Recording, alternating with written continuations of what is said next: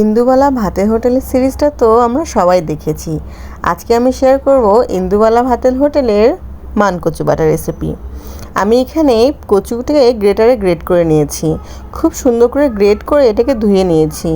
ধুয়ে নিয়ে আমি এখন এটাতে বাটাতে বেটে নেব। এখানে আমি কিছু রসুনের কোয়া ও কাঁচামরিচ নিয়েছি। আসলে এই মানকচু বাটা কিন্তু তেমন কোনো কিছুই প্রয়োজন পড়ে না, জাস্ট এই মানকচু, রসুন, কাঁচামরিচ, সর্ষে হলেই হয়ে যায়। আর যদি একটু সরিষা বাটা থাকে তাহলে তো কথাই নেই। আর এটা যদি আপনারা ইচ্ছে করেন তাহলে গ্রাইন্ডারে গ্রাইন্ড করে নিতে পারেন, কিন্তু সবথেকে অথেন্টিক স্বাদ কিন্তু শিলপাটাতেই আসে। তাই আমি এটা বাসায় করলে শিলপাটাতেই বেটে নিই, একদম অথেন্টিক স্বাদটাই আসে। অনেকে কিন্তু মানকচু সিদ্ধ করেও করে, কিন্তু ইন্দুবালা সিরিজের মধ্যে কিন্তু একদমই কাঁচা মানকচুটাই বেটে রান্না করে।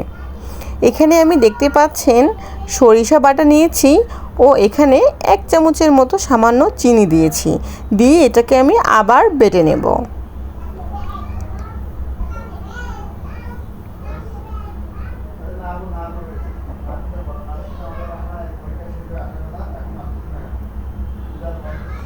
রসুন, কাঁচামরিচ আর 1 চামচ সরিষা বাটা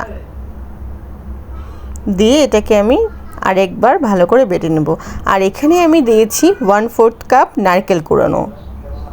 নারকেল কুড়ানো দিলে কিন্তু মানকচু বাটা খুবই সুন্দর একটা স্বাদ আসে, আর সত্যি খুব ভালো লাগে খেতে, মনেই হবে না যে আপনি এটা কচু বাটা খাচ্ছেন।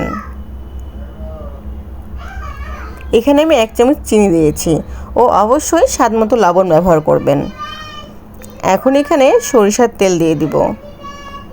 সরিষার তেলটা একটু বেশি করেই দিলে ভালো হয়। এই যে হয়ে গেল মানকচু ভর্তা। এটা মাত্র 2টি উপকরণ দিয়ে হয়ে যায়।